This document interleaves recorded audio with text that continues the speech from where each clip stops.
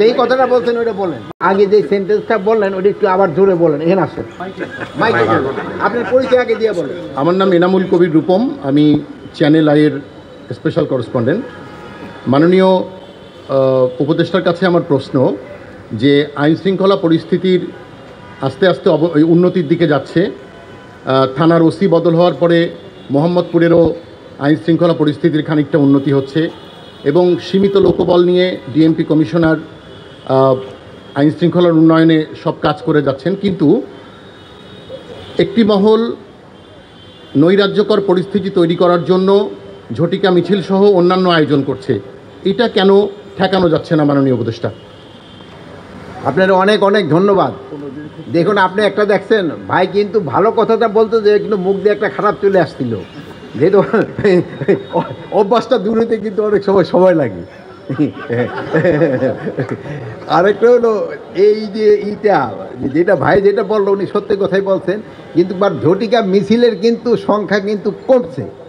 আপনারা জানেন একবার অনেক গত 244 জন যে সময় আমরা একবারে ধরলাম হাতে নাতে, সেই সময় কিন্তু এরপরে কিন্তু সংখ্যাটা অনেক কমে আসছে। তা আপনাদের এরকমভাবে যদি আপনারা সাহায্য এবং সহযোগিতা করেন তবে এইগুলি আরও কমে যাবে, এক সময় দেখবেন আস্তে আস্তে এলিমিনেট হয়ে যাবে।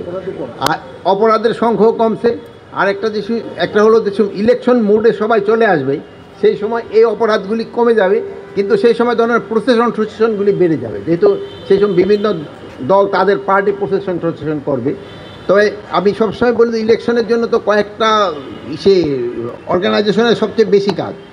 একটা হলো সবচেয়ে বেশি হলো ইলেকশন কমিশন, তারপরে হলো আপনার আছে যে আমাদের প্রশাসন, তারপরে হলো আমাদের আছে আইন শৃঙ্খলা বাহিনীতে আমরা যারা আছি, আর আরেকটা হলো যারা নির্বাচন করবে যে পলিটিক্যাল পার্টি, তাদের এটা কিন্তু সবচেয়ে বেশি। এখন দেখেন পলিটিক্যাল পার্টির ভিতর নিজেদের যে সময় একবার নমিনেশন দেওয়ার পরে সে সময় আবার একটা ছোটোখাটো সমস্যা দেখা দেয়। তো আমরা বলবো যে সবাই যদি সহযোগিতা করে তো নির্বাচন কিন্তু খুব ভালোভাবে হয়। আর সবচেয়ে বড় স্টেক হোল্ডার হলো জনগণ যখন নির্বাচনমুখী হয়ে যাবে সেই সময় কেউ কোনো কিছু আটকাতে পারবে না। জনগণ হলো সবচেয়ে বড় ফ্যাক্টর। তা আমাদের দেশের জনগণ কিন্তু নির্বাচন সম্বন্ধে খুবই সচেতন। দেখবেন এখনই কিন্তু চায়ের স্টলে এই নির্বাচন নিয়ে আলোচনা শুরু হয়ে গেছে। এটা যতই দিন ঘনে আসতে থাকবে আলোচনা আরও বেশি হবে, এবং আপনারাও এইগুলি মিডিয়ায় প্রচার করবেন, এবং নির্বাচনটা যেন সুস্থ শান্তিপূর্ণভাবে এবং উৎসব মুখর হয় এই জন্য আমাদের সবার চেষ্টা থাকবে। আমরা আশা করি যে নির্বাচনটা খুব শান্তিপূর্ণভাবে এবং উৎসব মুখর হবে। আপনারা সবাই ভালো থাকেন।